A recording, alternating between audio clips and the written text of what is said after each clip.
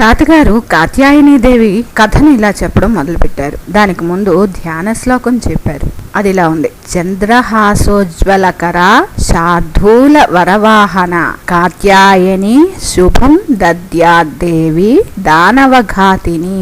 దుర్గామాత యొక్క 6వ స్వరూపం కాత్యాయని. పూర్వము కథ నామకుడైన ఒక ప్రసిద్ధ మహర్షి కలడు. అతని కుమారుడు కాత్యా మహర్షి. ఈ కాత్యా గోత్రజుడే విశ్వవిఖ్యాతుడైన కాత్యాయన మహర్షి. ఇతడు పరాంబాదేవిని ఉపాసించుచు పెక్కు సంవత్సరములు కఠినమైన తపస్సును ఆచరించెను. భగవతీదేవి పుత్రికగా తన ఇంట జన్మింపవలనని అతని కోరిక.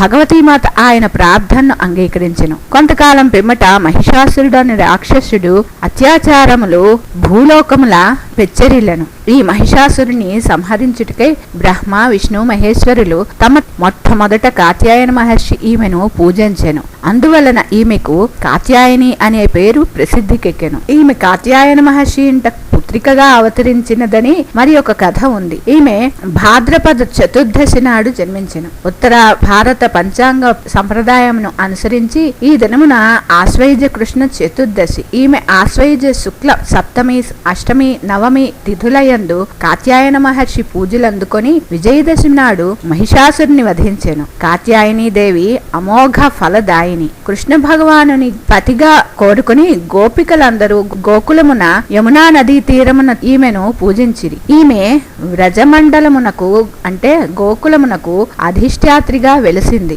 ఈమె స్వరూపము దివ్యము భవ్యము. ఈమె శరీర కాంతి బంగారు వలె తళతళ మెరియుచుండును. ఈమె 4 భుజములతో విరాజిల్లుచుండును. ఈమె కుడి చేతిలో ఒకటి అభయముద్ర మరి ఒకటి వరదముద్ర కలిగి ఉండును. ఈమె ఎడమ చేతిలో ఒక దానియందు ఖడ్గము వేరొక దానియందు పద్మము శోభిల్లుచుండును. ఈమెయు సింహవాహన.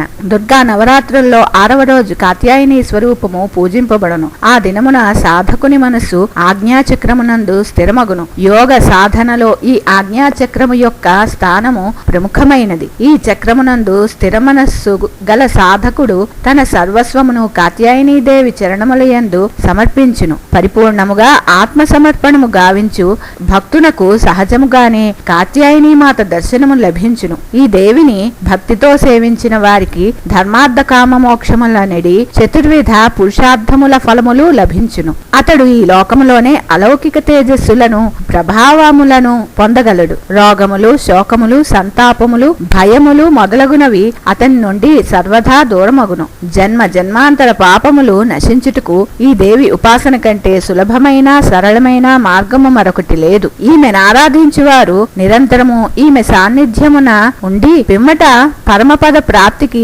అర్హులగుదురు. కావున మనము అన్ని విధములా ఈ తల్లిని శరణుజొచ్చి ఈమె పూజలయందును ఉపాసనలయందును తత్పరులము కావలెను అని తాతగారు కాత్యాయనీదేవి యొక్క కథను చెప్పడం ముగించారు.